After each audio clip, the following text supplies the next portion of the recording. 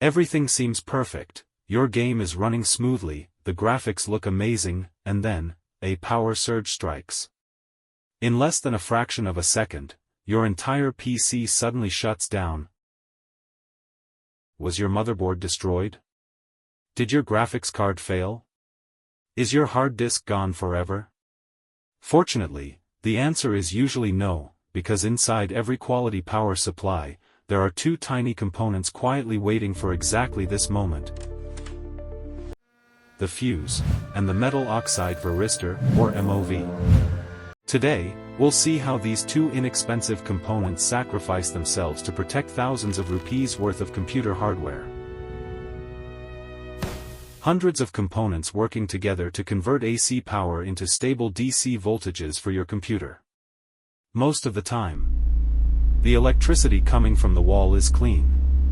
A smooth sine wave enters the power supply. Your PC runs perfectly. But electricity isn't always perfect. Lightning, power grid switching, large motors, or faulty electrical equipment can create sudden voltage spikes called surges. These surges may last only microseconds. Let's begin with the simplest protector: the fuse. Although it looks like an ordinary glass tube, inside is a very thin metal wire. This wire is carefully designed to carry only a specific amount of current. Under normal operation, current flows through it without any problem. But if the current becomes dangerously high, the wire heats up rapidly. Eventually, it melts, breaking the circuit completely. Just like switching off the electricity instantly. The fuse has only one mission: protect the circuit by sacrificing itself. Once it blows, it can never repair itself. It must be replaced. Now let's look at something even more interesting: the MOV, or metal oxide varistor. From the outside, it looks like a simple blue disc. But inside, there are many microscopic zinc oxide grains packed together. Between these tiny grains are microscopic junctions, each behaving similarly to back-to-back semiconductor junctions. At normal voltage, these grain boundaries create a very high resistance. Almost no current flows through the MOV. So under normal conditions, the MOV simply waits, doing almost nothing.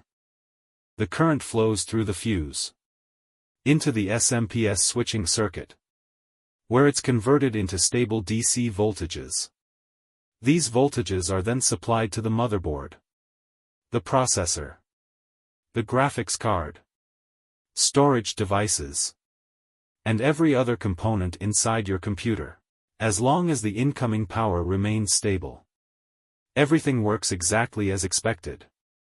Now imagine a sudden surge entering the power supply. The voltage rises dramatically. Inside the MOV, those grain boundaries suddenly become conductive. Its resistance drops extremely quickly. Instead of allowing the voltage to keep rising, the MOV clamps it to a much safer level by conducting the excess surge current. Think of it like an emergency escape path that appears only when it's needed. As soon as the surge disappears, the MOV returns to its original high-resistance state, ready for the next event.